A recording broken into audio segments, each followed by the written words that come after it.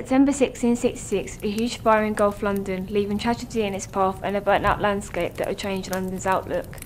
The cause of the blaze was due to an oven not being put out correctly in Thomas Farriner's bakery, and one spark managed to cause the widespread damage. The fire then spread to each house in the street, and it fell to the ground due to the lack of rain at the time of the fire. Panic was spreading due to the nature of the fire, so the residents of London began to flee via the River Thames using boats to escape. The fire was eventually put out on 6th September 1666, 4 days after it started, in this spot, which has a memorial dedicated to it.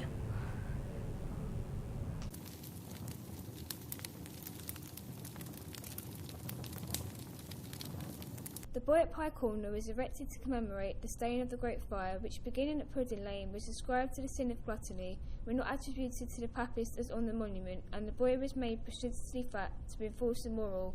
He was originally built into the front of the public house called the Fortune of War, which used to occupy this site and was pulled down in 1910. The Fortune of War was the chief house of call, north of the river, for resurrectionists in body snatching. Days years ago, the landlord used to show the room where, on benches round the walls, the bodies were placed, labelled with the snatchers' names, waiting till the surgeons at St Bartholomew's could run them around and praise them.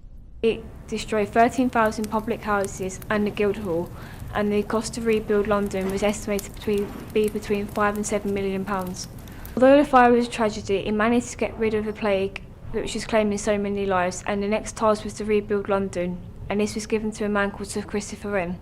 Christopher Wren was one of the main workers who helped to regenerate London into how we know it today. He reconstructed some of the famous buildings we can still see today, and in 1673 became a surveyor for the Royal Works, and in the same year received a knighthood, therefore making him Sir Christopher Wren. One of the buildings that Sir Christopher Wren reconstructed, and this is Greenwich Observatory, it began to be reconstructed in 1675. This is one of the other buildings that Sir Christopher Wren reconstructed, and this is St Paul's Cathedral. This cathedral, there's a memorial dedicated to him and his work.